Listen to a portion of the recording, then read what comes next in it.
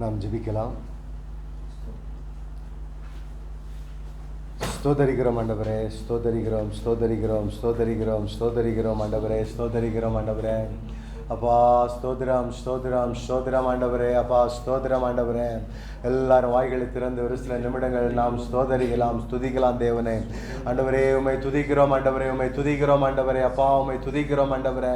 அப்பா நீர் அண்ட சராசரங்களையும் படைத்து எங்கள் ஒவ்வொருவரையும் ஆளுகை செய்து வரக்கூடிய ஆண்டவரே நல்ல தகப்பனே உம்மை ஸ்தோத்தரிக்கிறோம் ஆண்டவரே. உம்மை துதிக்கிறோம், துதிக்கிறோம், துதிக்கிறோம், துதிக்கிறோம் ஐயா ஆண்டவரே. அப்பா எங்கள் ஒவ்வொருவரையும் ஆண்டவரே செம்மையாய் ஆண்டவரை விசாரிக்கிறவரே உம்மை ஸ்தோத்தரிக்கிறோம் ஆண்டவரே. உம்மை துதிக்கிறோம் ஐயா ஆண்டவரே. உம்முடைய செம்மையான பாதைகளை எங்களுக்கு கற்றுத் தருகிறவரே உம்மை ஸ்தோத்தரிக்கிறோம், உம்மை துதிக்கிறோம் ஆண்டவரே. அப்பா எங்களை ஆண்டவரே செம்மையாய் ஆண்டவரே சரியான பாதையிலே நடத்தி வருகிறவரே உம்மை ஸ்தோத்தரிக்கிறோம் ஆண்டவரே. உம்மை துதிக்கிறோம் ஆண்டவரே. அப்பா துதி எடுத்தால் சாத்தான் ஓடுவான் என்று சொன்னீங்களே சப்பா ஆண்டவரே. அப்பா மீட்டிங்க்கு விரோதமாக ஆண்டவரே, அப்பா பிள்ளைகளுடைய வளர்ச்சிக்கு விரோதமாக, சபையினுடைய வளர்ச்சிக்கு விரோதமாக செயல்படக்கூடிய எல்லா அந்தகார கிரியைகளும் நசரேயனாகிய இயேசு கிறிஸ்துவின் நாமத்தினால வெளியேறும்படியாய் ஜெபிக்கிறோம் ஆண்டவரே. அப்பா இந்த மீட்டிங் முழுவதுமாய் உம்முடைய கரங்களிலே தருகிறோம் ஐயா ஆண்டவரே. தொடக்கம் முதல் முடிவு வரைக்கும் உம்முடைய ஆளுகை இருக்கட்டும் ஆண்டவரே, உம்முடைய பிரசன்னம் இருக்கட்டும் ஆண்டவரே. அப்பா ஒவ்வொருவரையும் ஆண்டவரே உம்முடைய கரங்களிலே தருகிறேன் ஐயா ஆண்டவரே. சத்தியத்தை அறிவீர்கள், சத்தியம் உங்களை விடுதலை ஆக்கும் என்று சொன்னீங்க ஆண்டவரே. சத்தியத்தை ஒவ்வொருவரும் சரியாய் அறிந்து ஆண்டவரே எல்லா விதமான கட்டுகளில் இருந்து விடுதலை ஆக்கப்பட்டு ஆண்டவரே உம்மோடு உள்ள சரியான உறவிலே வளர்வதற்கு ஒவ்வொருவருக்கு நீர் இரக்கம் பாராட்டும்படியா ஜெபிக்கிறோம் ஐயா ஆண்டவரே. மீட்டிங் தொடக்கம் முதல் முடிவு வரைக்கும் உம்முடைய ஆளுகை, உம்முடைய பிரசன்னம், உம்முடைய வழிநடத்துதல் எங்கள் ஒவ்வொருவரோடும் இருந்து நடக்க உதவி செய்யுங்க ஆண்டவரே. ஏதாகிலும் பாவங்கள் சிந்தனையில் இருக்கும் என்று சொன்னால் இயேசுவின் நாமத்தினாலே அதிலிருந்து விடுதலை தருவீராக ஆண்டவரே. எங்களுடைய ஆட்டிடியூட், எங்களுடைய பிஹேவியர் ஆண்டவரே, அப்பா எங்களுடைய செயல்கள், செயல்பாடுகள் ஒவ்வொன்றை ஆண்டவரை நீர் பரிசுத்தப்படுத்தும்படியா ஜெபிக்கிறோம் ஐயா ஆண்டவரே. பரிசுத்தம் இல்லாமல் ஒருவரும் தேவனை தரிசிக்க முடியாது என்று சொல்லி ஆண்டவரே நாங்கள் வாசிக்கிறோமே சப்பா. உம்மை தரிசித்து வாழ்கின்ற நல்ல வாழ்க்கைக்கு நேராய் நடத்துங்கப்பா ஆண்டவரே. ஸ்தோத்தரிக்கிறோம், ஸ்தோத்தரிக்கிறோம், ஸ்தோத்தரிக்கிறோம் ஐயா. தடைகள் உடையட்டும் இயேசுவின் நாமத்தினால ஆண்டவரே. தடைகள் விலகட்டும் இயேசுவின் நாமத்தினால ஆண்டவரே. இந்த மீட்டிங்ல உம்முடைய நாம மகிமை அடையட்டும், உம்முடைய மகிமை உண்டாகட்டும், உம்முடைய குளோரி இந்த இடத்திலே பார்க்க உதவி செய்வீராக. ஒவ்வொரு பிள்ளைகளும் ஆண்டவரே, அமர்ந்திருக்கக்கூடிய ஒவ்வொரு பிள்ளைகளும் ஆண்டவரே இந்த பூமியில் ஆண்டவரே உமக்காய் வைராக்கியமாய் வாழ்வதற்கு எழும்பி செயல்பட ஒவ்வொருவர் மீது பரிசுத்த ஆவியானவர் இறங்கட்டும் இயேசுவின் நாமத்தினால. தொடர்ந்து செயல்படுத்துங்கப்பா ஆண்டவரே. செயல்பட செய்யுங்க தகப்பனே ஆண்டவரே. வாசிக்கின்ற வார்த்தைகள், சங்கீத பகுதிகள், பாடல் பகுதிகள், கம்யூனியன் பகுதிகள் எல்லாவற்றிலும் உடைய நாம மகிமையடை உதவி செய்யுங்க. தொடர்ந்து நடத்துங்க ஆண்டவரே. பாதுகாத்துக் கொள்ளுங்க, ஆசீர்வதிங்க, பலப்படுத்துங்க. மீட்பராக இயேசு கிறிஸ்துவின் நாமத்தில் ஜெபிக்கின்றோம் ஜீவனும் வல்லமையும் உள்ள நல்ல பிதாவே, ஆமென். நம்முடைய கரங்களில் இருக்கின்ற பாடல் புத்தகத்திலே 104வது பேஜில் 1வது பாடல். தேவனுடைய சமூகத்தில் நாம் வரும்பொழுது முழு இருதயத்தோடு நாம் கடந்து வந்து அவரை துதித்து அவரை ஸ்தோத்தரிப்போம் என்று சொன்னால் அதற்கான பலனையும், அதற்கான வழிகளையும், அதற்கான ஆசீர்வாதங்களையும் கர்த்தர் இந்த நாளிலே நாம் ஒவ்வொருவருக்கும் தந்து நம்மை நடத்த அவர் போதுமானவராக இருக்கிறார்.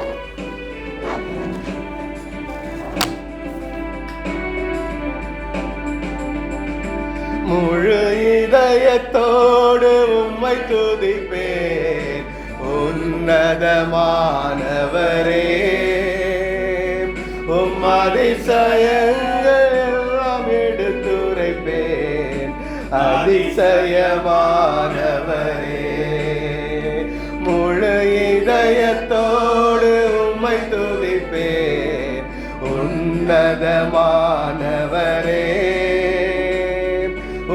அதிசயங்கள் எல்லாம் எடுத்துரைப்பேன் அதிசயமானவரே.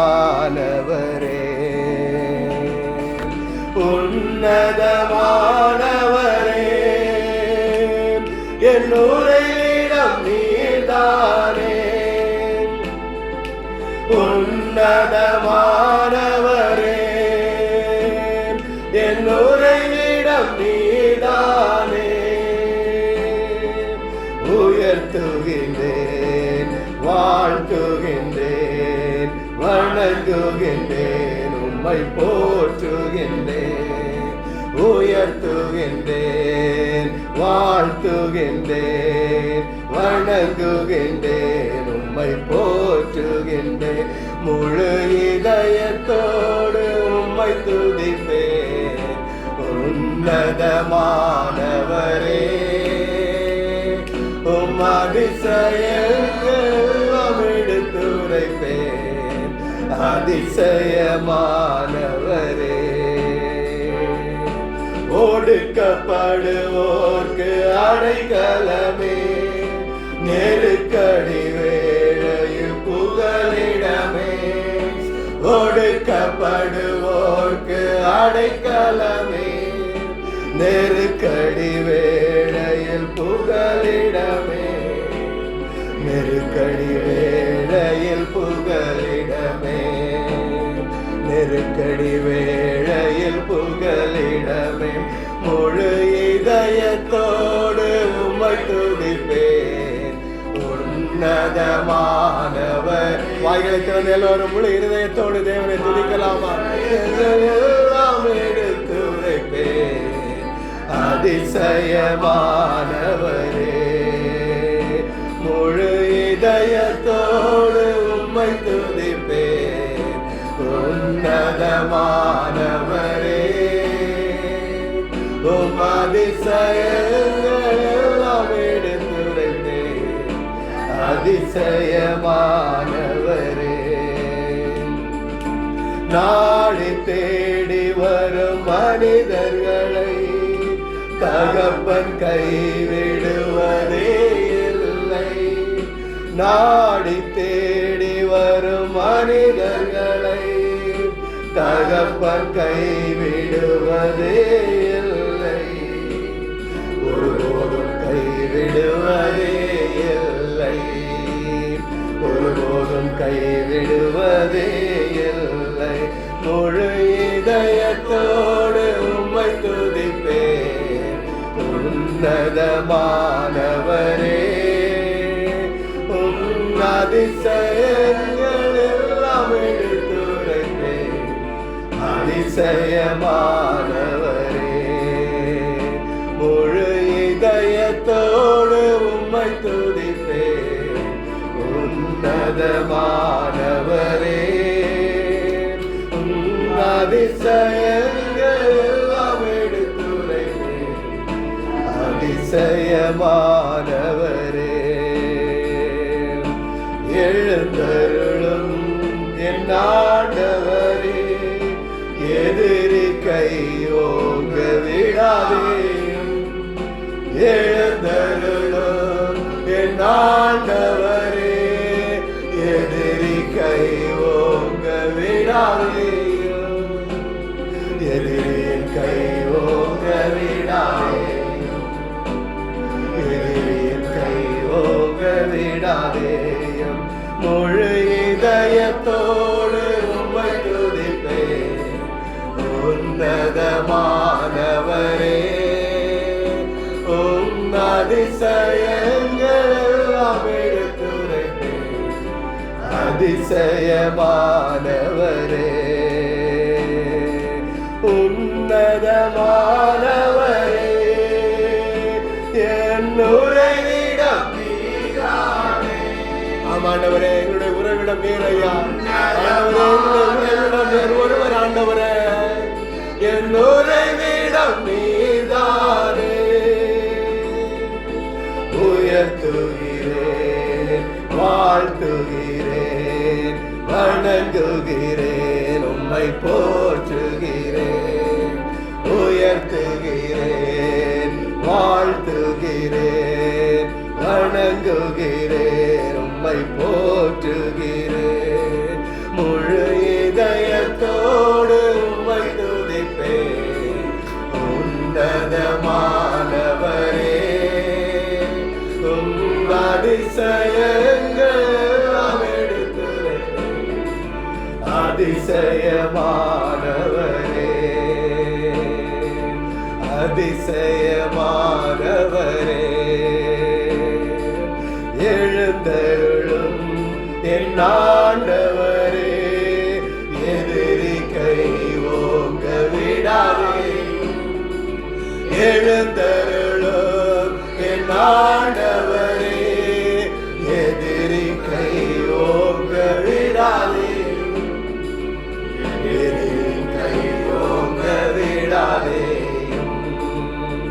எதிரின் கை ஓங்க விடாதே. முழு இதயத்தோடு உம்மை துதிப்பேன். உன்னதமானவரே, உம் அதிசயங்கள் எல்லாம் எடுத்துரைப்பேன். அதிசயமானவரே, அதிசயமானவரே, அதிசயமானவரே.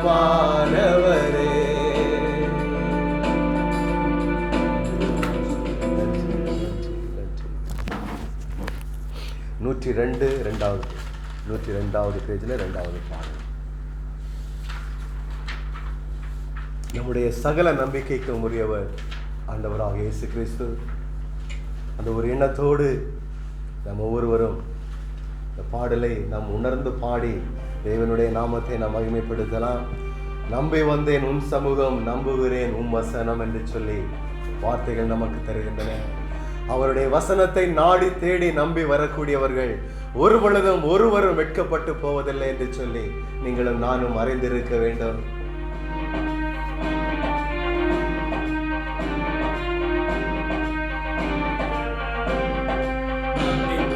உரியவரே, நம்பி வந்தேன் உம் சமூகம், நம்புகிறேன் உம் வசனம்.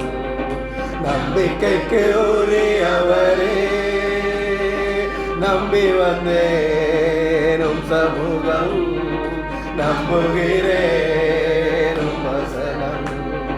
நம்பிக்கைக்கு உரியவரே, சொந்த ஆற்றலை நம்பவில்லை, தந்தை உம்மையே சார்ந்து விட்டேன். சொந்த ஆற்றலை நம்பவில்லை, தந்தை உம்மையே சார்ந்து விட்டேன். வாக்குத்தத்தம் செய்தவரே,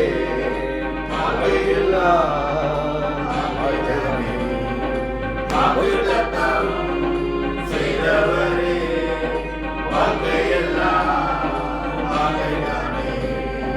நம்பிக்கைக்கு உரியவரே, நம்பி வந்தேனும் சமூகம், நம்புகிறேனும் வசனம். நம்பிக்கைக்கு உரியவரே, பாதைக்கு தீபம், பேதைக்கு வெளிச்சம் உந்தன் வசனமே. ஆற்றல் மிக்கது, ஜீவனுள்ளது இந்த அருள் வாக்கு.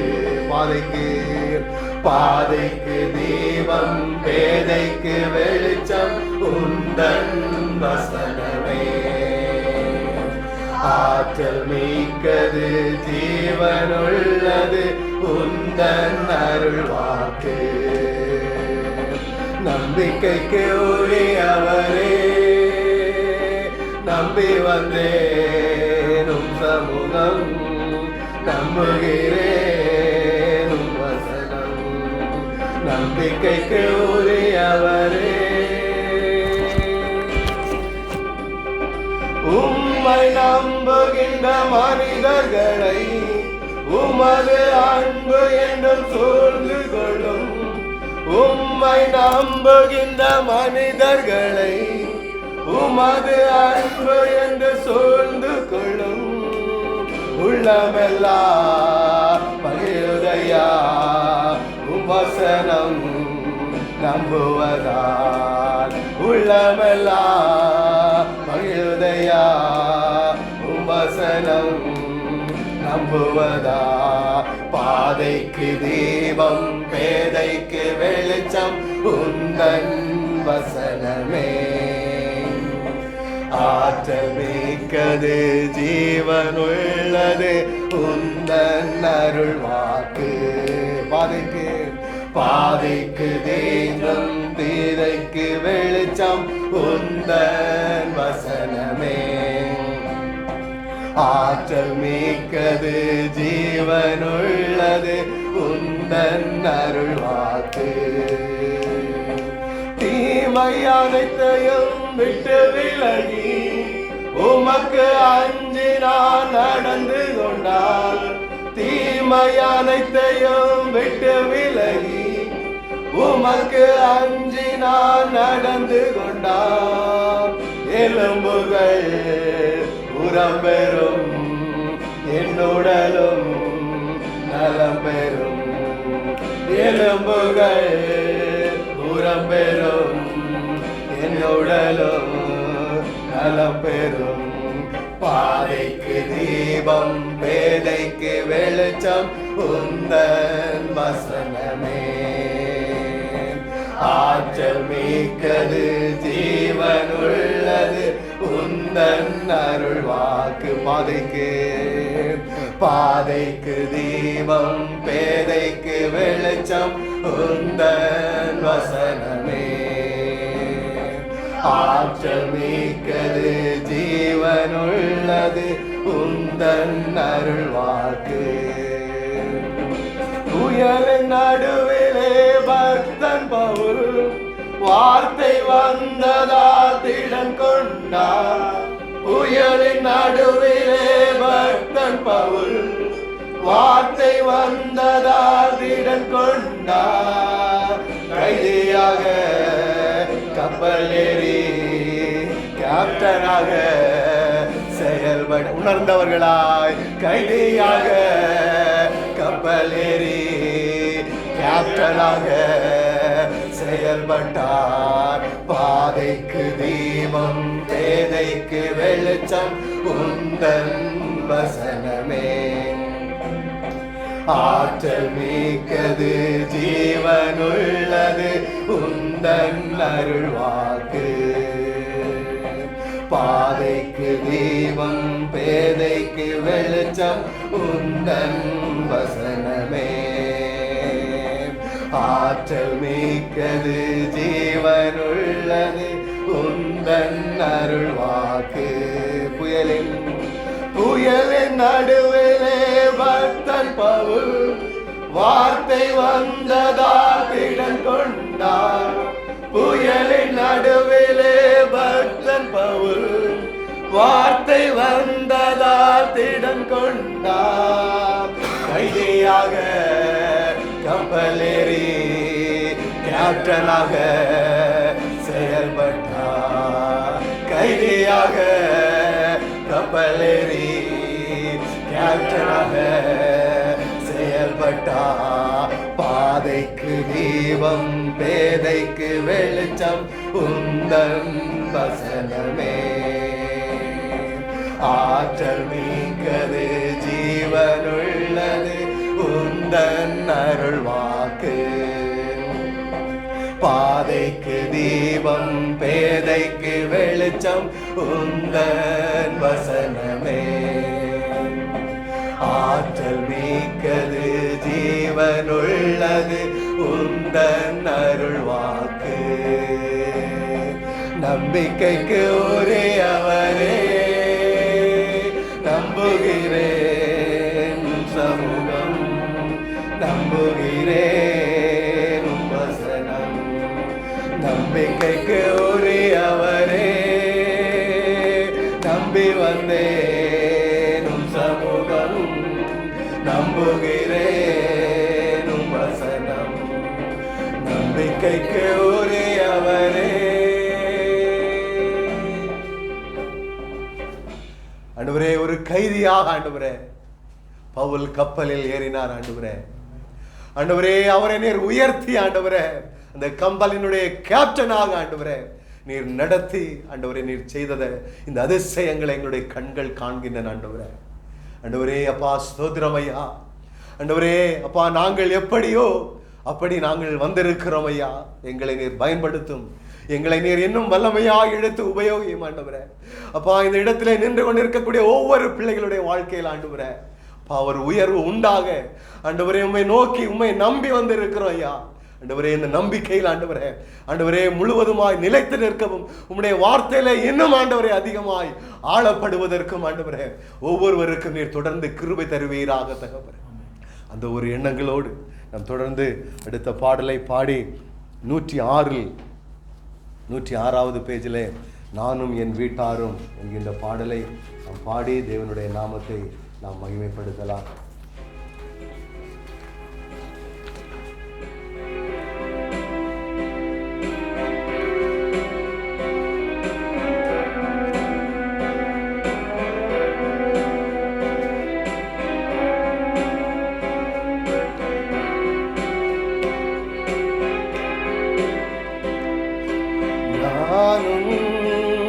என் வீட்டாரோ உம்மையே நேசிப்போ, உமக்காய் ஓடுவோம், உந்த நாமம் சொல்லுவோம்.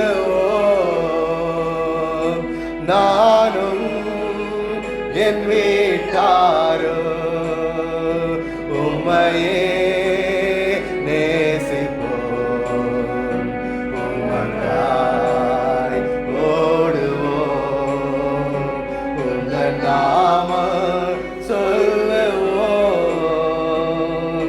கைவிடா தெய்வமே, கருணையின் சிகரமே, மெய்யான தீபமே,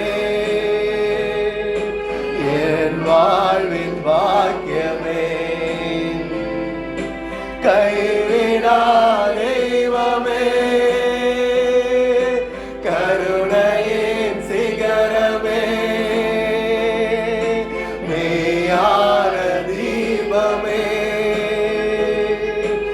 என் வாழ்வின் பாக்கியமே. முழந்தால் படியிட்டு முழுவதும் தருகிறேன். வாய்களை திறந்து முழந்தால் படியிட்டு முழுவதும் தருகிறேன். நானும் என் வீட்டாரும் உம்மையே நேசிப்போம், உமக்காய் ஓடுவோம், உந்த நாமம் சொல்லுவோம். எபினேசர் எபினேசர் இதுவரை உதவினே, யெகோவாயிரே எல்லாம் பார்த்துக் கொள்வீர். எபினேசர் எபினேசர்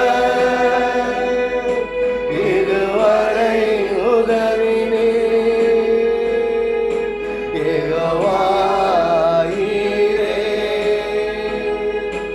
எல்லாம் பார்த்துக் கொள்வீர்.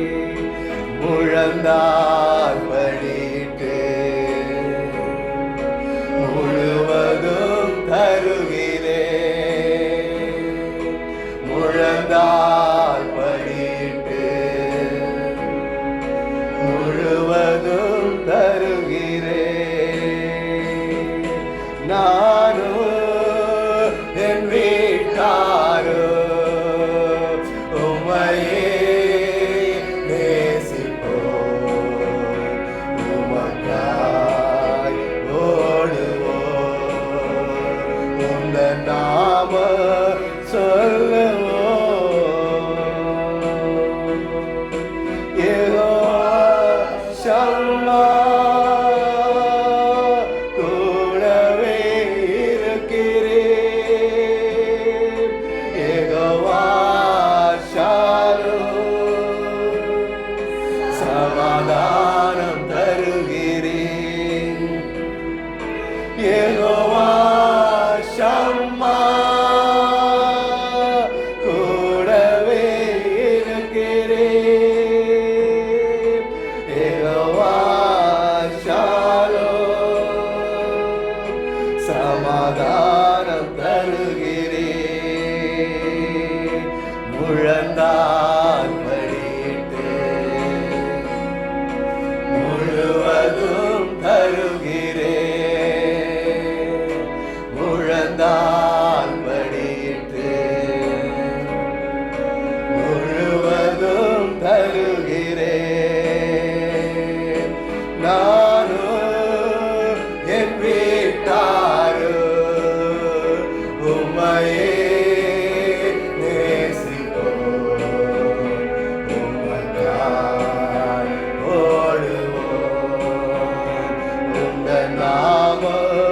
சொல்லுவோம். பரிசுத்தர் பரிசுத்தர் பரலோக ராஜாவே,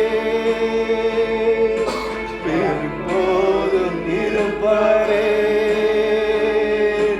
இனிமேலும் வருபவரே. பரிசுத்தர் பரிசுத்தர் பரலோக ராஜாவே, எப்போதும் இருப்பவரே, இனிமேலும் வருபவரே. முழந்தால் படியிட்டு முழுவதும் தருகிறேன். முழந்தால் படியிட்டு முழுவதும் தருகிறேன். நானோ என் வீட்டாரோ உம்மையே நேசிப்போம். உமக்காய் ஓடுவோம், உந்தன் நாம சொல்லுவோம்.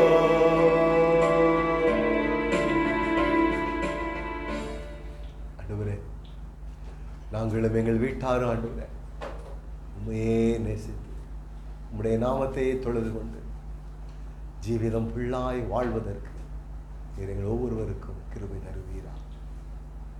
ஆமென்.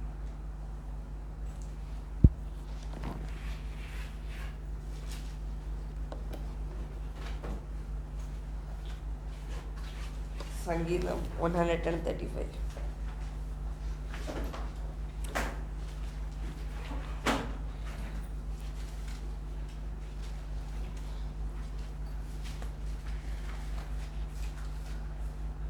ஹல்லேலூயா.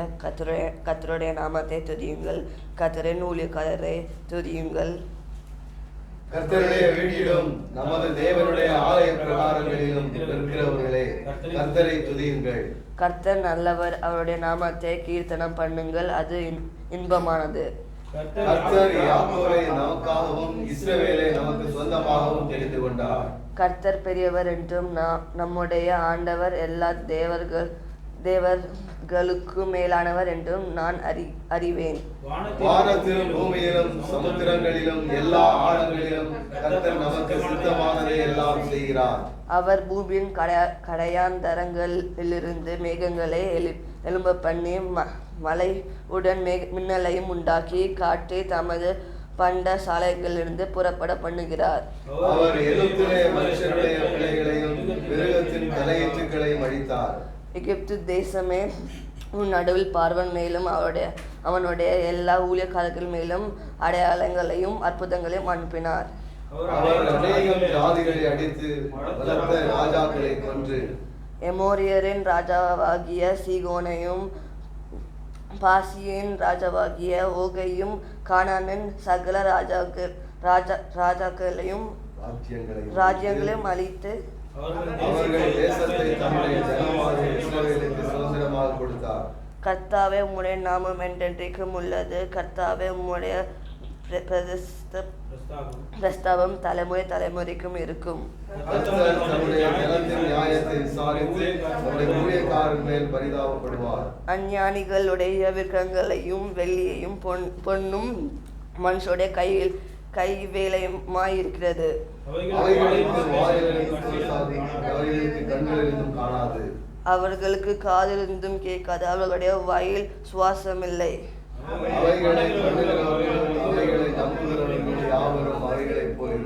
இஸ்ரவேல் குடும்பத்தாரை கர்த்தரை ஸ்தோத்திரியுங்கள், ஆரோனின் குடும்பத்தாரை கர்த்தரை ஸ்தோத்திரியுங்கள். லேவி குடும்பத்தாரை கர்த்தரை ஸ்தோத்திரியுங்கள், கர்த்தருக்கு பயந்தவர்களை கர்த்தரை ஸ்தோத்திரியுங்கள். எருசலேமில் வாசம் பண்ணுகிற கர்த்தருக்கு சீயோனிலிருந்து ஸ்தோத்திரம் உண்டாவதாக. ஹல்லேலூயா.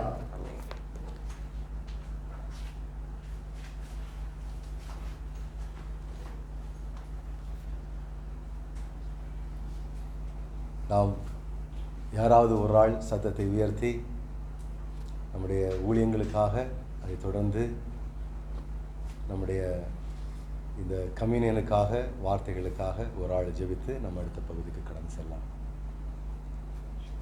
ஸ்தோத்திரமா, சோதரிக்கிற கர்த்தாவே, துதிக்கிற கர்த்தாவே, பரிசுத்தமுள்ள எங்கள் நல்ல ஆண்டவரே, இந்த ஆசீர்வதிக்க ஆராதனை வேலைக்காக ஜெபிக்கிறோம்ப்பா, ஸ்தோத்திரிக்கிறோம். ஆராதனை கர்த்தாவே, எங்களுக்கு பிரியப்பட்ட தேவனே அப்பா. தேவனுடைய வார்த்தைக்கு நேராக நாம் கடந்து செல்லலாம். மத்தேயு 8வது அதிகாரம் 23 27 முடிய உள்ள வசனங்களை நாம் வாசிக்கலாம். படவில் ஏறின போது அவருடைய சீஷர்கள் அவருக்கு பின் சென்று ஏறினார்கள். அப்போது படகு அலைகளினால் மூடப்படத்தக்கதாய் கடலில் பெருங்காற்று உண்டாயிற்று. அவரோ நித்திரையாய் இருந்தார். அப்போது அவருடைய சீஷர்கள் வந்து அவரை எழுப்பி, ஆண்டவரே, எங்களை ரட்சியும், மடிந்து போகிறோமே என்றார்கள். அதற்கு அவர், அற்ப விசுவாசிகளே, ஏன் பயப்படுகிறீர்கள் என்று சொல்லி எழுந்து காற்றையும் கடலையும் அதட்டினார். உடனே மிகுந்த அமைதல் உண்டாயிற்று. அந்த மனுஷர்கள் ஆச்சரியப்பட்டு, இவர் எப்படிப்பட்டவரோ, காற்றும் கடலும் இவருக்கு கீழ்ப்படுகிறதே என்றார்கள். இந்த வார்த்தையை நாம் பார்க்கின்றோம். சீஷர்கள் வந்து என்ன செய்யறாங்கன்னா, படகுல ஏறி என்ன செய்யறாங்க, பிரயாணப்படுறாங்க. அந்த படகுல ஆண்டவராகிய இயேசு கிறிஸ்துவும் இருக்கிறாங்க. சீஷர்கள் படகில் ஏறி பிரயாணப்படுகிறார்கள். பிரயாணப்படும் பொழுது இயேசு கிறிஸ்துவும் அந்த படகுல என்ன செய்யறாரு, இருக்கிறார். நம்மளுடைய வாழ்க்கை பயணத்திலும் ஆண்டவராகிய இயேசு கிறிஸ்துவை நாம் எல்லோரும் சொந்த இரட்சகராய் நம்ம ஏற்றுக்கொண்டிருக்கின்றோம், பெற்றிருக்கின்றோம். நம்மளுடைய வாழ்க்கை பயணத்திலும் யார் நம்மளோட இருக்கிறார்? ஆண்டவராகிய இயேசு கிறிஸ்து நம்மளோட இருக்கிறார். அதில் எந்த சந்தேகமும் இல்லை. எப்போ நம்ம நாவுனால ஆண்டவராகிய இயேசு கிறிஸ்துவை நாம் சொந்த இரட்சகராய் நாம் ஏற்றுக்கொண்டிருக்கிறோம், அவருடைய சத்தியங்களுக்கு கீழ்ப்படிந்திருக்கிறோம், மூழ்கி ஞானஸ்தானம் எடுத்திருக்கிறோம், நம்மளுடைய பாவங்களை எல்லாம் அறிக்கை செய்து அவரோடு உள்ள உறவில் இருக்கிறோம் அப்படின்னு சொன்னாலே இயேசு கிறிஸ்து யாரோட இருக்கிறாரு? நம்மளோட இருக்கிறார். அதில் எந்த சந்தேகமும் இல்லை. இன்ஸ்பைட் ஆஃப் எனி சிச்சுவேஷன், தலைகீழாக இருக்கலாம், கம்பெனியில் இல்லை நம்மளோட குடும்பங்களில் தலைகீழாக இருக்கலாம், இல்லை சமுதாயத்தில் தலைகீழாக இருக்கலாம். எந்த சிச்சுவேஷனில் நீங்கள் இருந்தாலும் இயேசு கிறிஸ்து என்ன செய்கிறாரு? உங்களோட இருக்கிறாரு அப்படின்னு உள்ளதை நீங்கள் என்ன செய்யணும்? அஷ்யூரிட்டி எடுத்துக்கொள்ள வேண்டும். பாருங்க, இந்த இடத்துல பெருங்காற்று உண்டாயிற்று. எங்க? அவர்களில் கடலில் பெருங்காற்று உண்டாயிற்று. அவரோ நித்திரையா இருந்தார். யாரு? இயேசு கிறிஸ்து நித்திரையா இருக்கிறாங்க. சீஷர்கள் அந்த இடத்துல படகுல இருக்கிறாங்க. பெருங்காற்று உண்டாயிற்று. பெருங்காற்று உண்டாயிட்டுன்னா என்ன? கடல்ல பெருங்காற்று உண்டாகுது, படகுல ஜனங்கள் இருக்காங்கன்னா என்ன அர்த்தம்? It's a matter of life and death. என்ன நடக்கும்னு தெரியாது.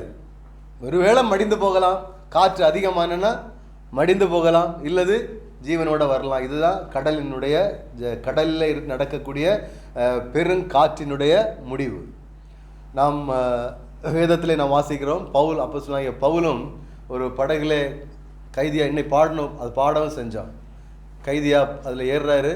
ஆனால் அது என்ன ஆகுது? அங்கே கேப்டனாய் மாறி கடைசியில் அவங்கள கரை கொண்டு போய் சேர்க்கக்கூடிய அளவில் தேவன் என்ன செய்கிறாரு?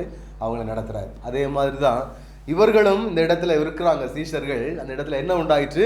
ஒரு பெரும் குழப்பம் உண்டாய். காற்று அடித்த உடனே அவங்க வாழ்க்கையில் ஒரு பெரிய ஒரு குழப்பம் உண்டாயிற்று. என்ன நடக்க போகுதோ தெரியலையே அப்படின்னு சொல்லிட்டு அவங்களுடைய வாழ்க்கையில் என்ன உண்டாயிற்று? அவங்களுக்குள்ளாக ஒரு பெரும் குழப்பம் உண்டாயிற்று. இயேசு கிறிஸ்து அவர்களோடு இருக்கதான் செய்கிறாங்க.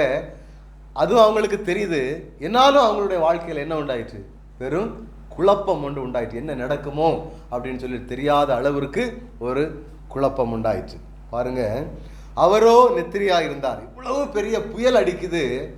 இயேசு கிறிஸ்து அந்த படகுல எப்படி இருக்கிறாங்க? தூங்கிட்டு தான் இருக்காங்க. புயல் அடிக்கும் பொழுது யாராவது நிம்மதியாக தூங்க முடியுமா? உட்காரவே முடியாது. நான் கடலில் பிரயாணம் பண்ணியிருக்கிறேன்.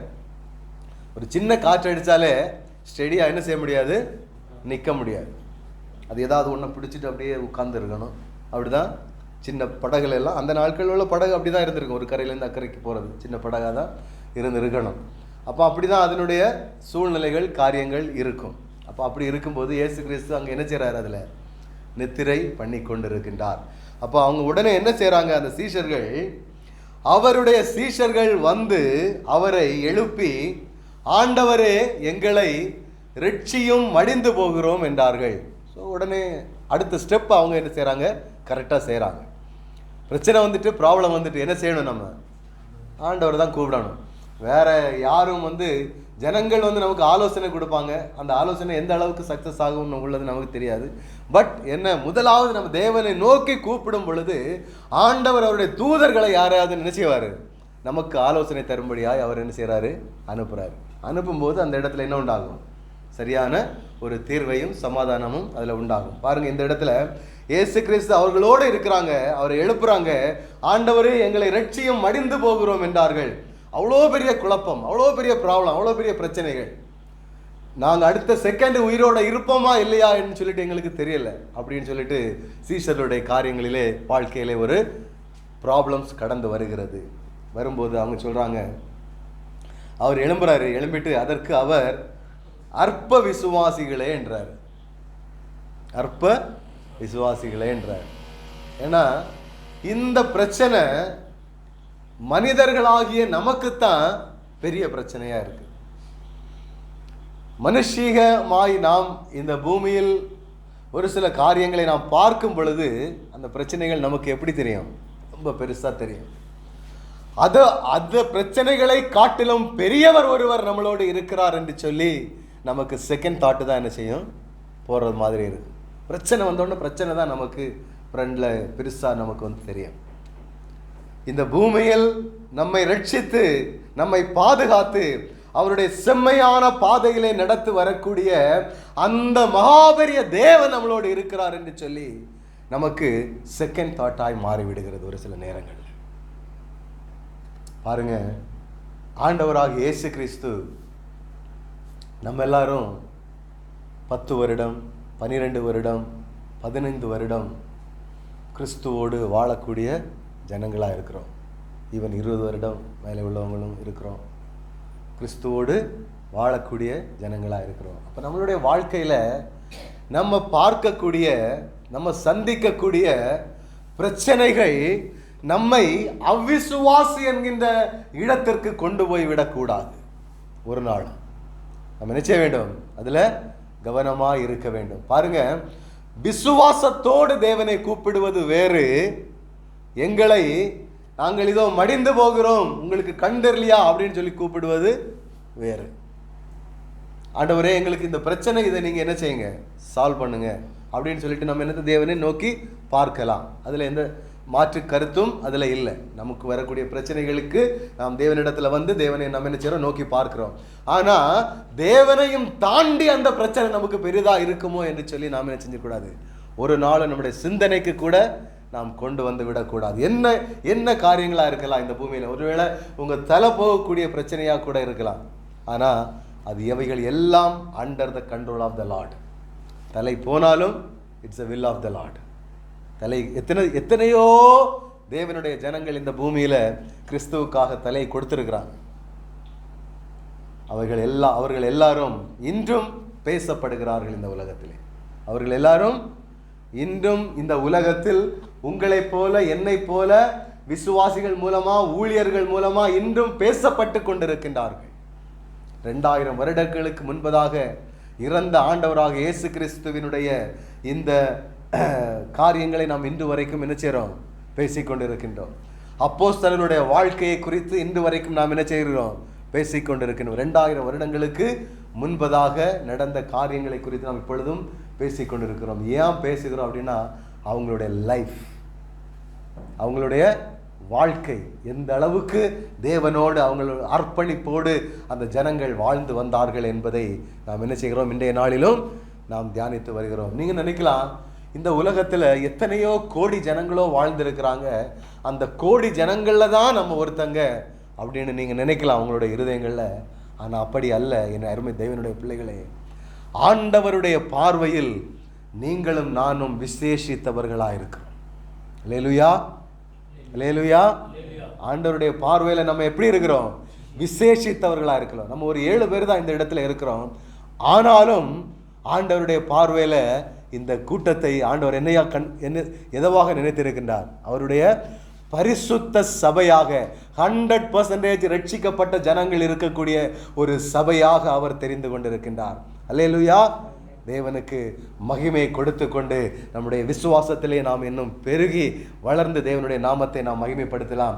எந்த பிரச்சனைகளும் இந்த பூமியில் வந்தாலும் முதலாவது நாம் தேவனை கொண்டு வருவோம்.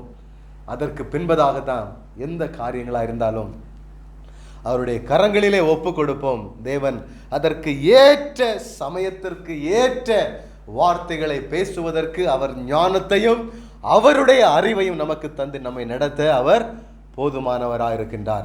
அந்த அஷூரிட்டியை நாம் எப்பொழுதும் நம்முடைய வாழ்க்கையிலே நாம் எடுத்துக்கொள்ள வேண்டும். பாருங்க, சீஷர்களோடு இயேசு பிரயாணம் பண்ணும் பொழுது இந்த காரியம் நடக்கிறது.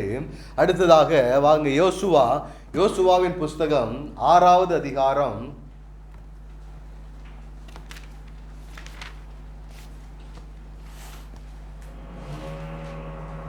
20-21 வசனங்கள். 20-21. எக்காலங்களை ஊதுகையில் ஜனங்கள் ஆர்ப்பரித்தார்கள்.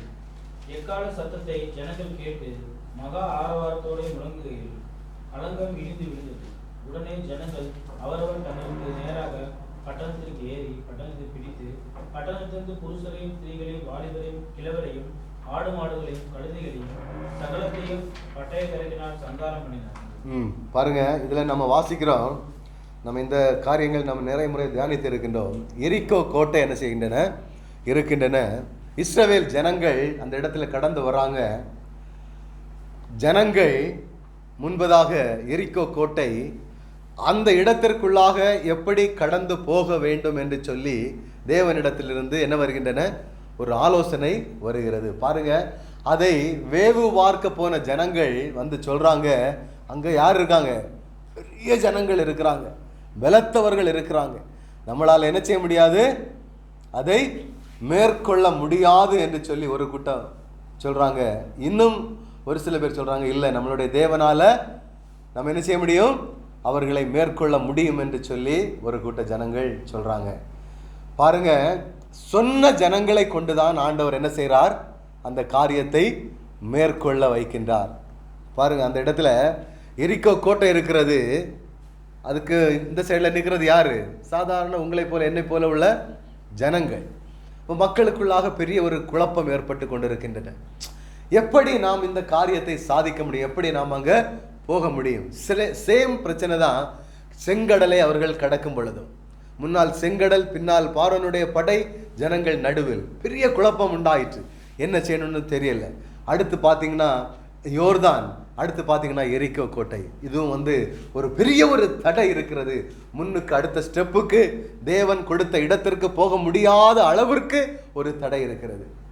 தேவன் ஒரு காரியத்தை கொடுத்துட்டு அந்த காரியத்திற்குள்ளாக, அந்த இடத்திற்குள்ளாக போவதற்கு என்ன தடை இருந்தாலும் அதை ரிமூவ் பண்ணுவது யாருடைய பொறுப்பு?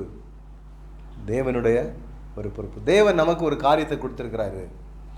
அந்த காரியங்களை நாம் பெற்றுக்கொள்வதற்கு, செய்வதற்கு கண்டினியூஸாக தடை இருந்து கொண்டே இருக்கிறது. அப்போ அந்த தடைகளை மாற்றுவது உங்களுடைய, என்னுடைய பொறுப்பா, இல்லை தேவனுடைய பொறுப்பா? தேவனுடைய பொறுப்பு. அந்த காரியத்தை நமக்கு தந்தது யாரு? தேவன் தான் நமக்கு தந்தார், அப்படிதானே? அப்ப தேவன் ஒரு காரியத்தை நமக்கு கொடுத்துட்டு தேவனே அதை நமக்கு தடை பண்ணி வைப்பாரா? எந்த தடைகள் இருந்தாலும் அந்த தடைகளை தேவன் என்ன செய்வார், மாற்றுவார். எந்த தடைகளா இருந்தாலும். ஒரு தேசத்திற்கு தேவன் ஜனங்களை கொண்டு போக வேண்டும் என்று சொல்லி சித்தம் வைத்து விட்டார் என்று சொன்னால் அதற்கு எந்த தடைகளா இருந்தாலும் அந்த தடைகள் என்ன செய்யும், உடைக்கப்படும். ஆனா கிரகிக்க முடியாத அளவிற்கு ஆண்டவர் அற்புதங்களை செய்கிறவராக இருக்கிறார். கிரகிக்க முடியாத அளவிற்கு ஆண்டவர் அற்புதங்களை செய்கிறவராக இருக்கிறார். பாருங்க, ஒரு எரிகோ கோட்டை இருக்கின்றது. ஒரு கோட்டை, கோட்டைனா என்ன பாருங்க, ஒரு ஃபவுண்டேஷன், ஒரு மதில் சுவர் என்ன செய்யறது, ஒரு மதில் சுவர் சுற்றி இருக்கிறது. அந்த மதில் சுவர் தேவனுடைய ஜனங்கள் ஒன்றாக இணைந்து ஆர்ப்பரிக்கும் பொழுது அந்த மதில் சுவர்கள் முற்றிலுமாய் என்ன பண்ணுகிறது, இடிக்கப்பட்டு போவதை நாம் என்ன செய்கிறோம், நம்ம இந்த இடத்துல பார்க்கிறோம், வாசிக்கிறோம். என் அருமை தேவனுடைய பிள்ளைகளே, ஆண்டவர் உங்களுக்கு என்று சொல்லி ஒரு ஊழியத்தை வைத்திருந்தாலும் சரி, இல்லது ஒரு ஆசீர்வாதங்களை வைத்திருந்தாலும் சரி, இல்லது எந்த காரியத்தை தேவன் உங்களுக்கு என்று வைத்திருந்து அதை உங்களுக்கு தருவேன் என்று சொல்லி உங்களுக்கு ப்ராமிஸ் பண்ணிட்டார்னா, அது யார் அந்த இடத்துல எந்த பொருட்கள், எந்த காரியங்கள் தடையாக இருந்தாலும் அதை ஆண்டவருடைய காரியம். அதை முற்றிலுமாய் மாற்றி அந்த தேசத்திற்கு பிரவேசிப்பதற்கும் அந்த காரியங்களை நாம் பெற்றுக்கொண்டு தேவனிடத்திலிருந்து அந்த ஆசீர்வாதங்களை பெற்றுக்கொள்வதற்கும் அதை தர வேண்டுவது தேவனுடைய ஒரு கடமையாக இருக்கிறது என்று சொல்லி நீங்களும் நானும் அறிந்திருக்க வேண்டும். எந்த குழப்பங்களும் நம்முடைய வாழ்க்கையில் என்ன செய்ய வேண்டாம். எரிக்கோ வரும், மதில் வரும், தடைகள் வரும், போராட்டங்கள் உண்டு, பிரச்சனைகள் உண்டு, குழப்பங்கள் உண்டு. இதன் நிமித்தம் நம்முடைய வாழ்க்கையில அநேக குழப்பங்கள் இருக்கலாம். எப்படி நம்ம அதை செய்ய போறோம், எப்படி நம்ம இதை செய்ய போறோம், எப்படி நம்ம அதை செய்ய போறோம், எப்படி நம்ம இதை செய்ய போறோம், ஏகப்பட்ட குழப்பங்கள் என்ன செய்யும், இருந்துகிட்டே இருக்கும். அதன் மத்தியிலும் நம்மளோடு இருக்கிறவர் பெரியவராக இருக்கின்றார். நம்மளோடு இருக்கிறவர் பெரியவராக இருக்கு. நம்மை படைத்தவர் பெரியவராக இருக்கு. நம்மை தெரிந்து கொண்டவர் பெரியவராக இருக்கிறார். நம்மை ஆசீர்வதித்து உயர்த்துவது அவருடைய காரியம் என்று சொல்லி நாம் என்ன செய்ய வேண்டும், அறிந்து கொள்ள வேண்டும், உணர்ந்து கொள்ள வேண்டும். பாருங்க, அந்த இடத்துல தொடர்ந்து நம்ம அந்த வாசிக்கும் பொழுது அவர்கள் எல்லாரும் ஒன்றாக இணைந்து என்ன செய்யறாங்க, ஆர்ப்பரிக்கிறாங்க. இஸ்ரவேல் ஜனங்கள் எல்லாரும் என்ன செய்யறாங்க, 7 நாள் ஒவ்வொரு நாளாக ஒவ்வொரு அந்த கோட்டையை சுற்றி கொண்டு வருகிறார்கள்.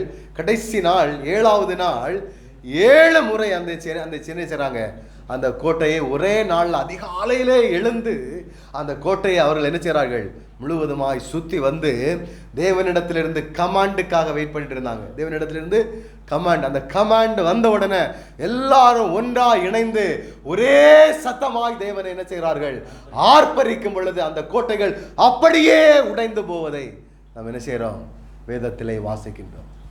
அதனால தடைகள் நமக்குத்தான் அது பெருசா இருக்கலாம். குழப்பங்கள், அந்த தடைகள் நிமித்தம் வரக்கூடிய குழப்பங்களும் போராட்டங்களும் பிரச்சனைகளும் ஒருவேளை நமக்கு அது பெரிதா இருக்கலாம். ஆனால் ஆண்டவருக்கு அது என்ன செய்யறது, ஒன்றுமே கிடையாது. ஒன்றே ஒன்று மட்டும் நம்ம செய்யணும், அதிகாலையில் எழுந்து ஆர்ப்பரிக்க ஆரம்பியுங்கள். எந்த தடைகளாக இருந்தாலும் அதை ஆண்டவர் முற்றிலுமாய் மாற்றி போடுவதற்கு அவர் போதுமானவராக இருக்கின்றார். அல்லேலூயா. அதிகாலையில் எழுந்து ஆர்ப்பரிக்கிற ஜனங்களுக்கு எப்பொழுதும் வெற்றி உண்டென்று சொல்லி நீங்களும் நானும் அறிந்து கொள்ள வேண்டும். எந்த பிரச்சனை, எந்த சூழ்நிலைகளும் நம்முடைய வாழ்க்கையில இருக்கட்டும், இருந்தாலும் ஆண்டவர் நம்மளோடு இருக்கின்றார். உங்களையும் என்னையும் படைத்த நம்மளோடு இருக்கின்றார். எல்லா தடைகளையும் உடைத்து நம்மை உயர்த்தி அவர் நமக்கு தருவேன் என்று வாக்கு தந்த அந்த ஆசீர்வாதங்களை தேவன் தருவதற்கு அவர் போதுமானவராக இருக்கின்றார். அதே போலதான் ஜனங்கள் யோர்தானை கடந்து வரும் பொழுதும் யோர்தானிலே தேவன் என்ன அதிலே ஒரு குழப்பம் உண்டாயிற்று ஜனங்களுக்குள்ளாக. தேவன் என்ன செய்தார், அதையும் தாண்டி ஜனங்களுக்கு அந்த கடந்து வருவதற்கு தேவன் உதவி செய்தார். நீதிமொழிகள், திருப்பிக் கொள்ளுங்கள், நீதிமொழிகள் 15வது அதிகாரம் 19வது வசனம்.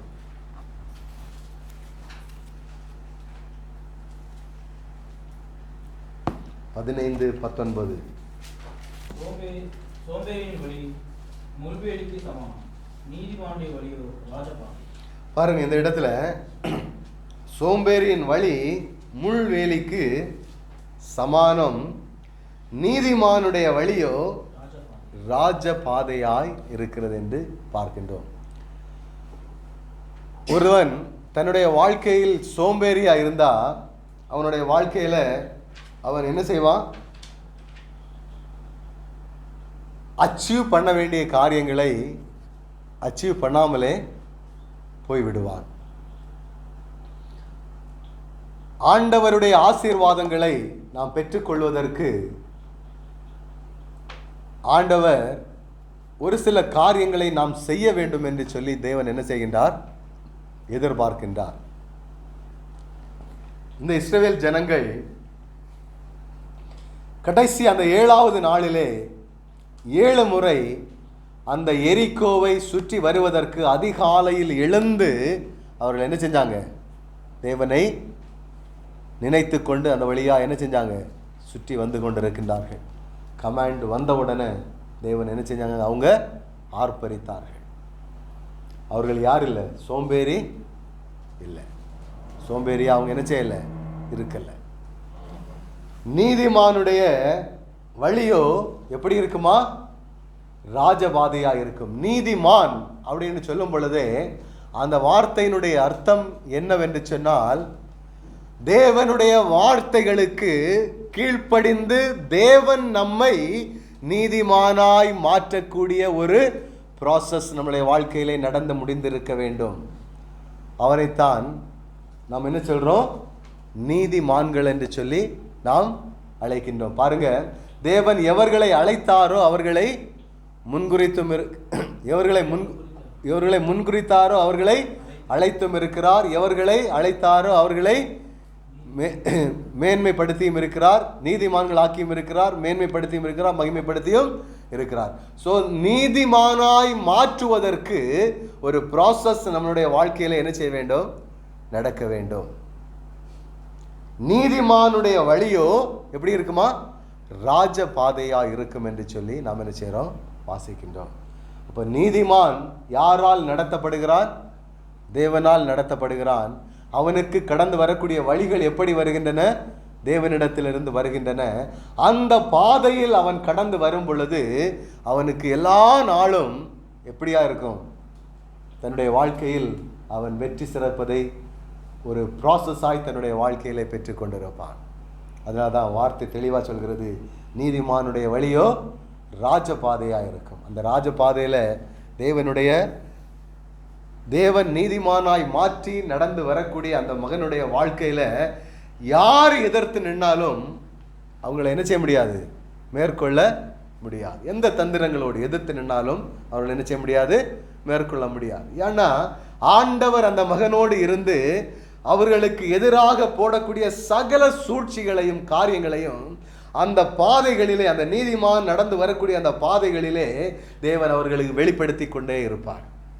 அப்போ அந்த பாதை எப்படியாய் மாறிக்கொண்டிருக்கும்? ராஜபாதையாய் மாறிக்கொண்டேதான் இருக்கும். என்ன சூழ்நிலைகளாக இருந்தாலும் நீதிமானாய் தேவன் நம்மை மாற்றி விட்டார் என்று சொன்னால் அடுத்தடுத்து நமக்கு என்ன உண்டு? வெற்றி தான் இருந்து கொண்டே இருக்கும். போராட்டங்கள் இல்லை என்று நான் சொல்லவில்லை, உண்டு. ஆனால் அது எப்படியாய் முடியும்?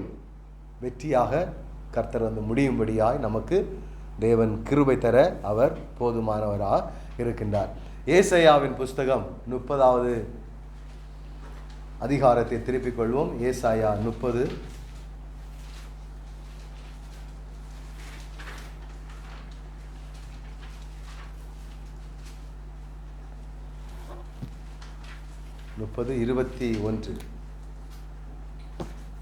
நீங்கள் வலதுபுறமாய் சாயும் போதும் இடதுபுறமாய் சாயும் போதும் வழி இதுவே, இதிலே நடவுங்கள் என்று உங்களுக்கு பின்னாலே சொல்லும் வார்த்தையை உங்கள் காதுகள் கேட்கும்.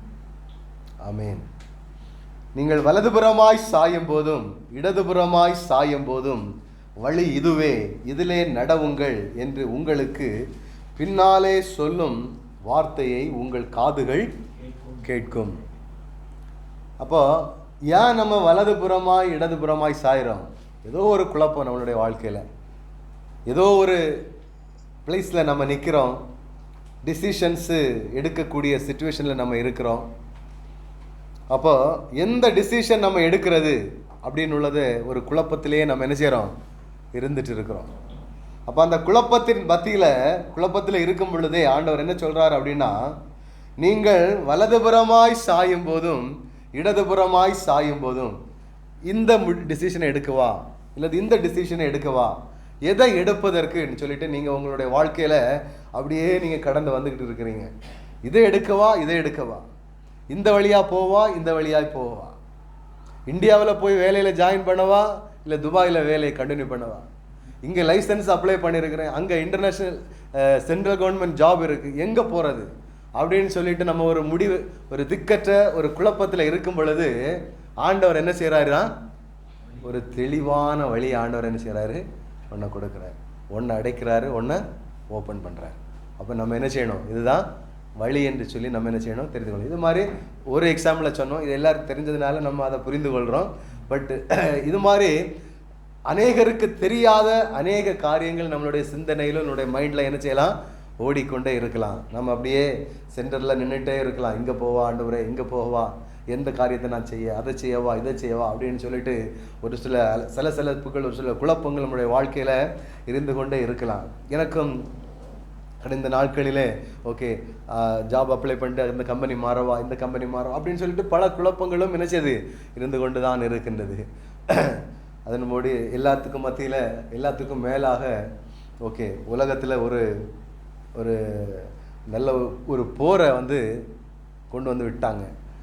சரி எல்லாரும் கொஞ்சம் ஸ்லோ பண்ணி மூவ் பண்ணுங்கன்னு சொல்லிட்டு எல்லாரையும் கொஞ்சம் ஸ்லோ பண்ணி ஆண்டவர் என்ன செய்கிறாரு, மூவ் பண்ண வச்சிருக்கிறாரு. இது எல்லாம் நம்மளுடைய கரங்களில் கிடையாது. அங்கே போவா, இங்கே போவா, இந்த முடிவு எடுக்கவா, அந்த முடிவு எடுக்கவான்னு சொல்லி பல குழப்பங்களில் நாம் என்ன செய்கிறோம், இருந்து கொண்டே இருக்கின்றோம். ஆண்டவர் சொல்கிறாரு, நீ வலதுபுறமாய் சாயும் போதும் நீ இடதுபுறமாய் சாயும் போதும் வழி இதுவே இதுவே, இதிலே நடவுங்கள் என்று உங்களுக்கு பின்னாலே சொல்லும் வார்த்தையை உங்கள் காதுகள் கேட்கும். அப்படின்னா என்ன அர்த்தம்? நம்முடைய காதுகள் என்ன செய்யணுமா, தேவனுடைய வார்த்தையை கேட்கும்படிக்காக நம்ம டியூன் பண்ணி வச்சிருக்கணும். எப்படி வேணும்? ஆண்டவரே நீங்க பேசுங்க. எல்லாரும் நம்ம ஜெபிக்கக்கூடிய மக்கள் தான். ஜெபிக்கும் பொழுது ஆண்டவரே எங்களுக்கு இதை தாங்க, ஆண்டவரே எங்களுக்கு அதை தாங்க. நான் சொல்கிறேன் பர்சனல் ப்ரேயரில் நம்ம உட்காந்து ஜெபிக்கும் பொழுது நம்ம கேட்போம், ஆண்டவரே இந்த காரியங்களை எங்களுக்கு தாங்கன்னு சொல்லிட்டு நம்ம கேட்குறோம்.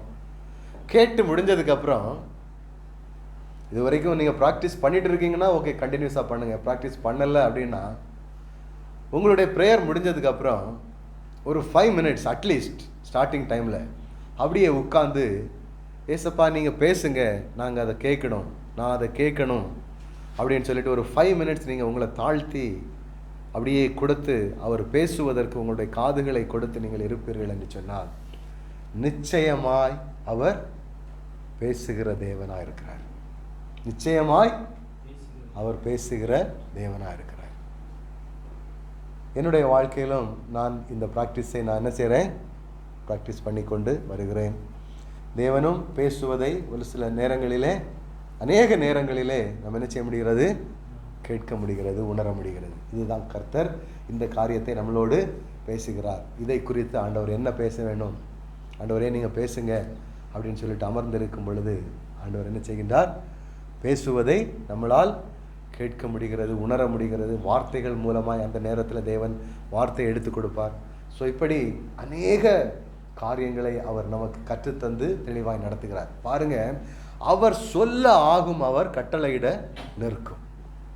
அந்த வார்த்தை நம்ம எதுக்கு சொல்றேன் அப்படின்னா, தேவனால் எழுதப்பட்ட ஒவ்வொரு வார்த்தைகளும் பரிசுத்த ஆவியானவரால் அச்சடிக்கப்பட்டு இந்த வேதத்திலே கொடுக்கப்பட்டிருக்கக்கூடிய ஒவ்வொரு வார்த்தைகளுக்கும் வேல்யூ இருக்கு, அர்த்தம் இருக்கு.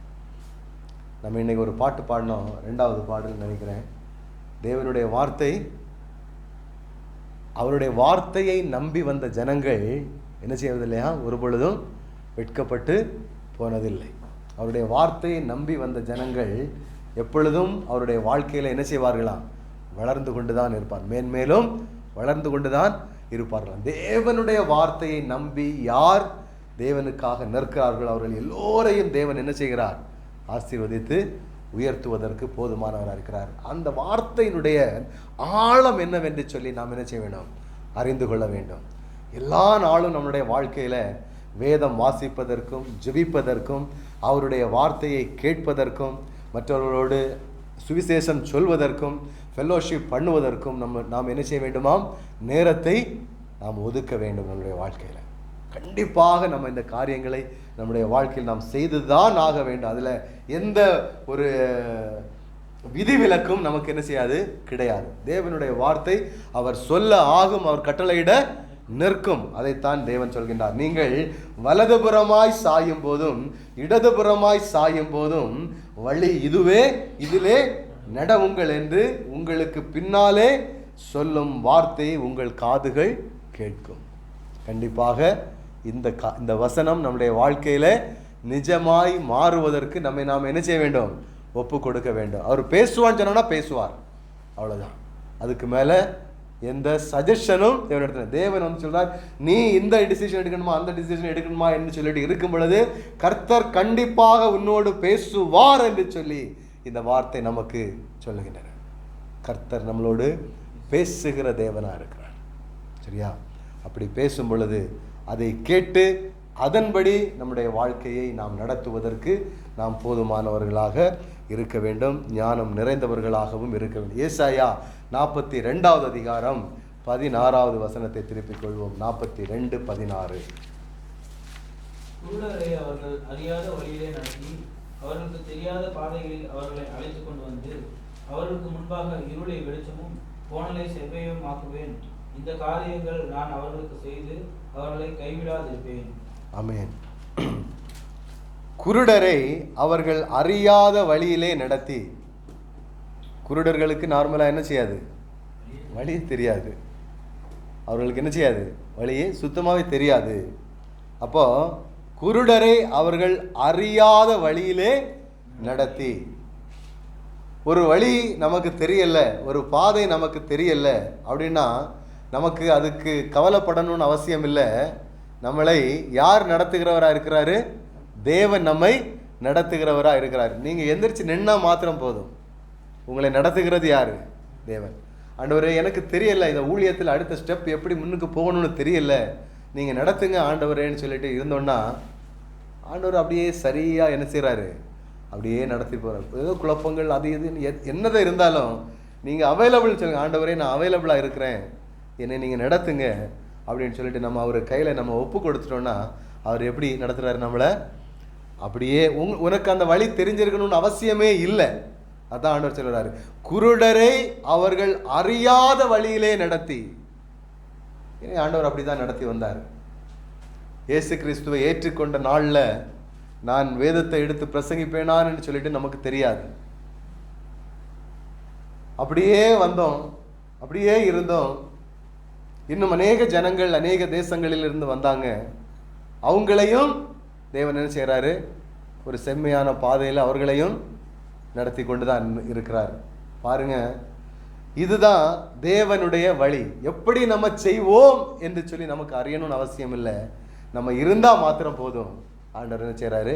வழி உனக்கு தெரியணும்னு அவசியம் இல்லை. நீ இரு, நீ குருடனாவே இரு. உன்னை நடத்துவது யாரு? நான் தான்.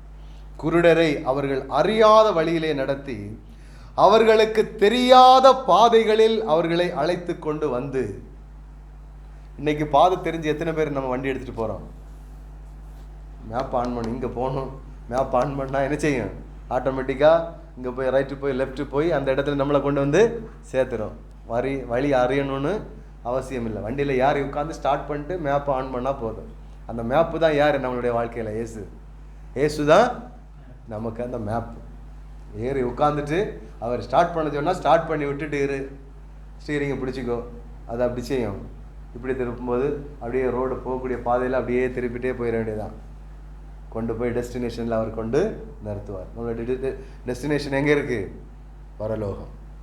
பரலோகத்திலே நாம் எப்படி செல்ல வேண்டும், எத்தனை பேரை கூட்டி செல்ல வேண்டும், எத்தனை பேரை ஆயத்தப்படுத்தி விட்டு செல்ல வேண்டும் என்பதை முழுவதுமாய் நிர்ணயம் பண்ணி வைத்திருக்கிறது ஆண்டவராகிய இயேசு கிறிஸ்து.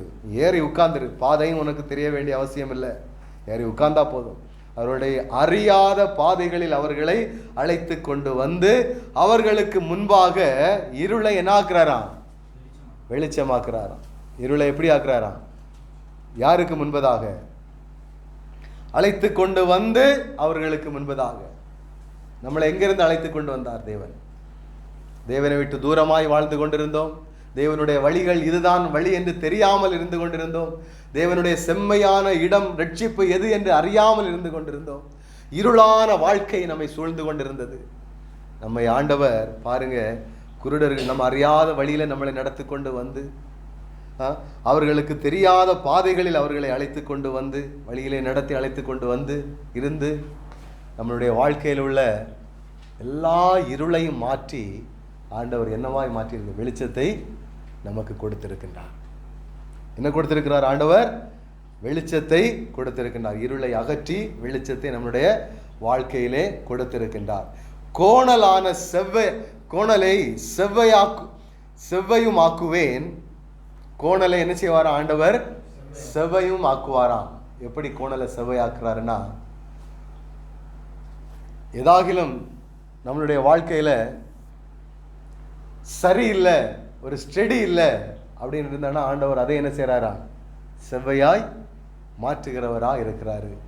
ஒருவேளை நம்மளுடைய ரட்சிப்பு பூரணப்படலை, இல்லை நம்முடைய ஊழிய பாதையில் நம்ம சரியாய் வரல அப்படின்னு சொல்லிட்டு அதையும் அவருடைய கரங்களிலே நம்ம கொடுக்கும் பொழுது அவர் என்ன செய்கிறாரா? செவ்வையாய் மாற்றுகிறாரா. எந்த இடத்துல நம்ம சரியில்லாமல் இருக்கிறோம் அதை தேவனிடத்தில் கொடுக்கும் பொழுது ஆண்டவர் என்ன செய்கிறார்? அதை சரியாய் செவ்வையாய் நடத்துவதற்கு, செவ்வையாய் நம்மை மாற்றுவதற்கு அவர் போதுமானவராக இருக்கின்றார். இந்த காரியங்களை நான் அவர்களுக்கு செய்து அவர்களை கைவிடாதிருப்பேன். எவர்களுக்கு? இஸ்ரவேல் ஜனங்களுக்கு செய்து அவர்களை என்ன செய்ய மாட்டாரா?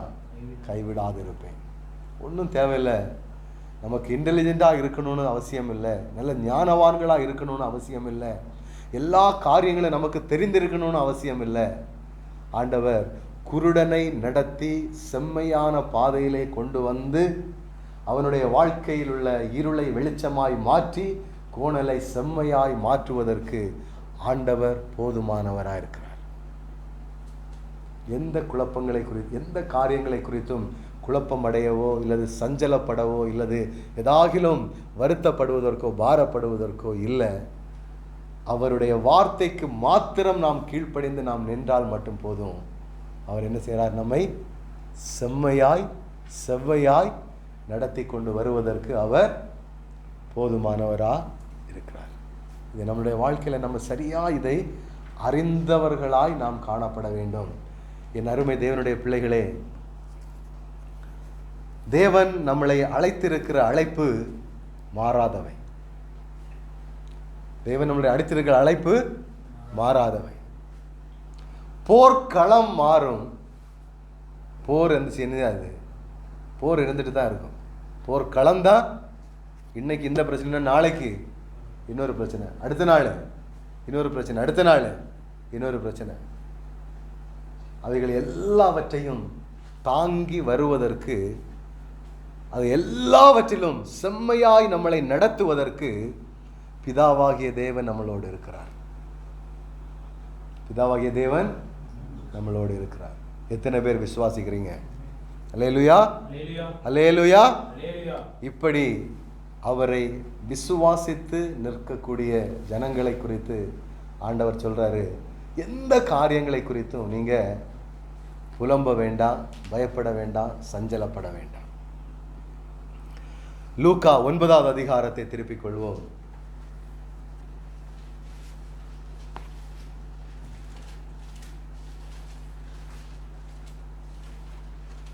லூக்கா 9:12-17 முடிய உள்ள வசனங்கள். சாயங்காலம் ஆகியபோது பன்னிருவரும் சேர்ந்து வந்து அவரை நோக்கி, நாம் இருக்கிற இடம் வனாந்தரமாய் இருக்கிறது, சுற்றி இருக்கிற ஊர்களிலும் கிராமங்களிலும் ஜனங்கள் போய் தங்கி போஜன பதார்த்தங்களை சம்பாதித்துக் கொள்ளும்படி அவர்களை அனுப்பிவிட வேண்டும் என்றார்கள். அவர் அவர்களை நோக்கி, நீங்களே அவர்களுக்கு போஜனம் கொடுங்கள் என்றார். அதற்கு அவர்கள், எங்களிடத்தில் 5 அப்பங்களும் 2 மீன்களும் மாத்திரம் உண்டு. இந்த ஜனங்கள் எல்லோருக்கும் போஜனங்கள் கொடுக்க வேண்டியதனால் நாங்கள் போய் வாங்கிக் கொண்டு வர வேண்டுமே என்றார்கள். ஏறக்குறைய 5000 புருஷர்கள் இருந்தார்கள். அவர்களை பந்திக்கு 50 பேராக உட்காரும்படி சொல்லுங்கள் என்று தம்முடைய சீசர்களுக்கு சொன்னார். அவர்கள் அந்தபடியே எல்லாரையும் உட்காரும்படி செய்தார்கள். அப்பொழுது அவர் அந்த 5 அப்பங்களையும் அந்த 2 மீன்களையும் எடுத்து வானத்தை அண்ணாந்து பார்த்து அவைகளை ஆசீர்வதித்து பிட்டு ஜனங்களுக்கு முன் வைக்கும்படி சீசர்களுக்கு கொடுத்தார். எல்லாரும் சாப்பிட்டு திருப்தி அடைந்தார்கள். மீதியான துணிக்கைகள் 12 கூடை நிறைய எடுக்கப்பட்டது. ஆமென். பாருங்க, ஒரு மீட்டிங் நடந்துட்டு இருக்கு. அந்த மீட்டிங், இயேசு கிறிஸ்து அந்த மீட்டிங் நடத்திட்டு இருக்காங்க, பேசிட்டு இருக்காங்க. 5000 ஜனங்கள் அந்த இடத்துல இருக்கிறாங்க. புருஷர்கள் மாத்திரம் 5000 பேர் இருக்கிறாங்க. சாயங்காலம் ஆயிட்டு சீஷர்களுக்குள்ளாக ஒரு குழப்பம் உண்டாயிற்று. காலையிலேருந்து இது வரைக்கும் ஒன்றும் சாப்பிடாமல் இருக்காங்க, ஃபாஸ்டிங்கில். எல்லா வார்த்தையை கேட்டு அவங்க அவ்வளோ இன்வால்மெண்ட்டாக இருக்கிறாங்க, அவ்வளோ வாஞ்சியாக இருக்காங்க தேவனுடைய வார்த்தையில். இப்போ இந்த ஜனங்கள் பொழுது விடுகிறதுக்குள்ளாக இவங்களை என்ன செய்யணும்? அவங்க வீட்டுக்கு அனுப்பி அவங்க வீட்டில் உள்ள சாப்பாடை சாப்பிடும்படி விட்டுறணும் அப்படின்னு சொல்லிட்டு சீஷர்கள் ஒரு தீர்மானம் எடுக்கிறாங்க.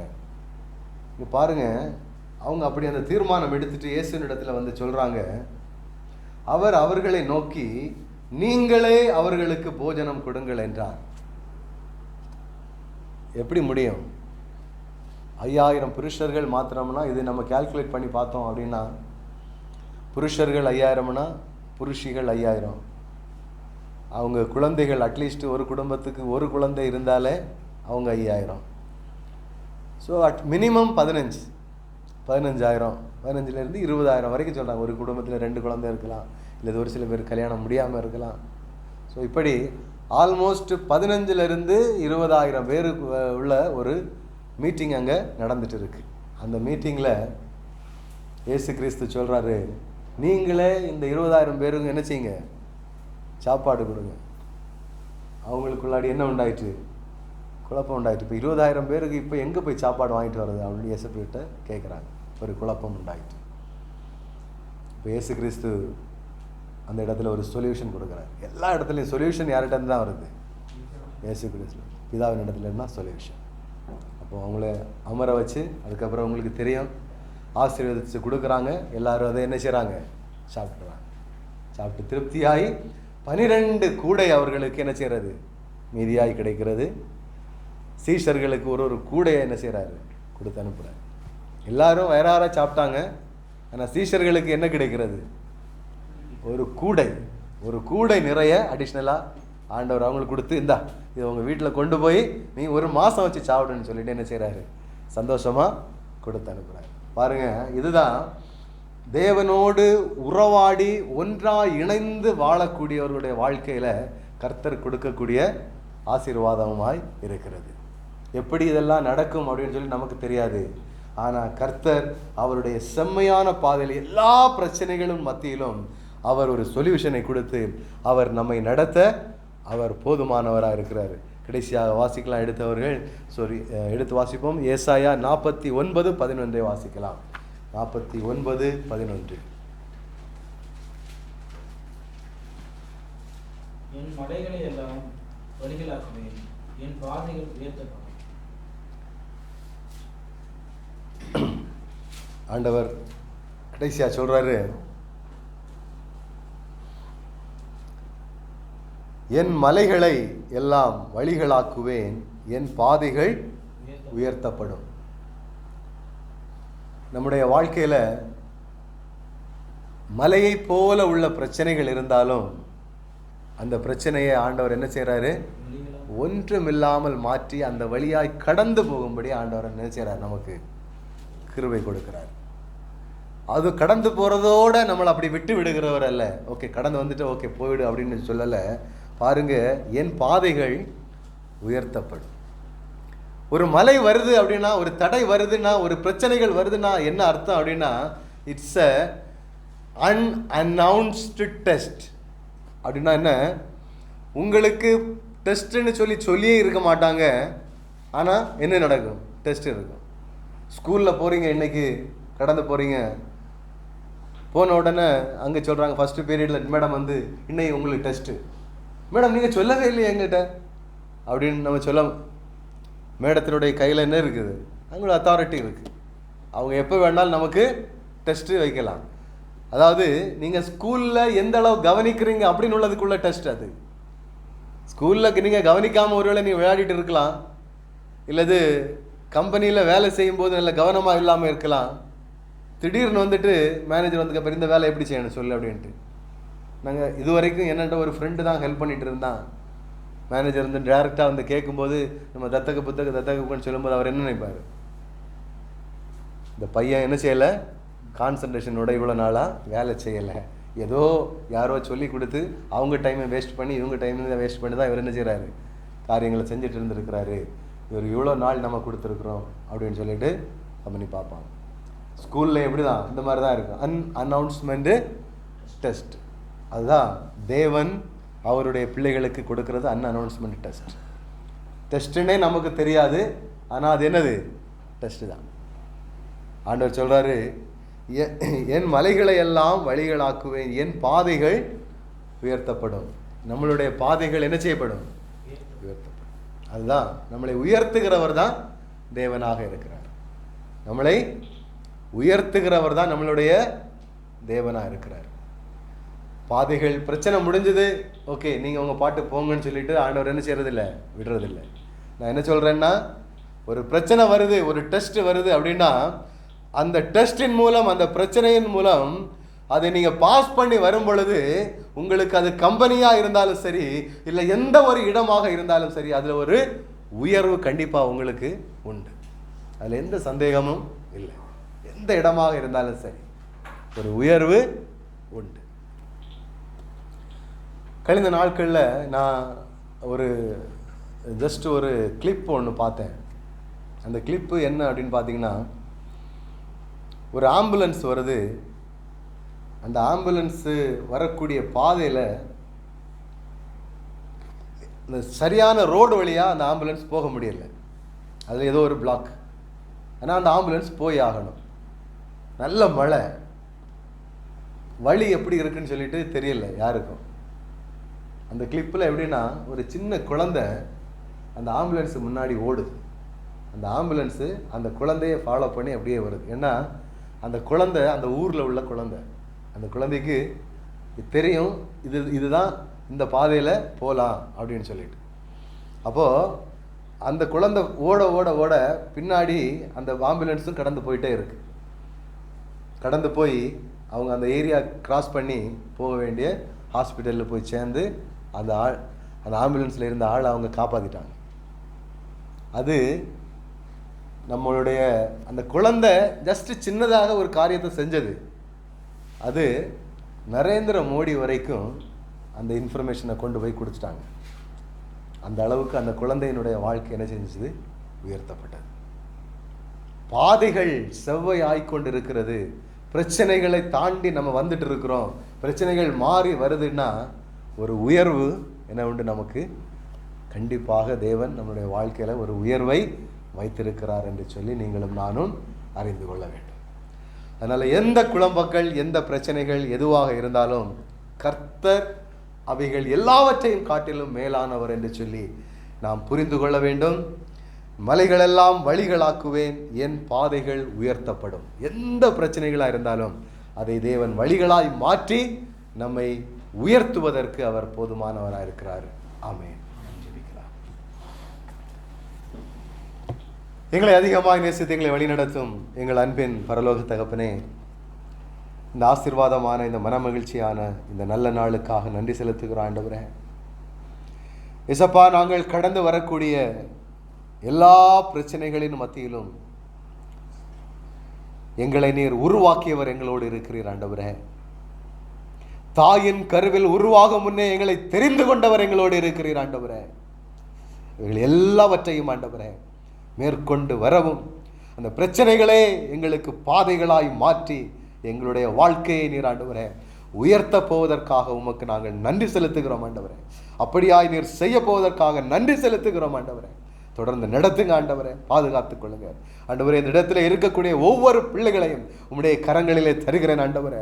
என்னென்ன பிரச்சனைகளோடு, என்னென்ன சவால்களை அவருடைய வாழ்க்கையிலே அவர்கள் சந்திக்கின்றார்களோ எல்லா சவால்களை மேற்கொள்வதற்கு ஆண்டவரே உம்முடைய உன்னத அபிஷேகம் ஆண்டவரே அப்பா, உம்முடைய ஞானம், அறிவு ஒவ்வொருடைய வாழ்க்கையிலும் காணப்படுவதற்கு நீர் உதவி செய்வீராக.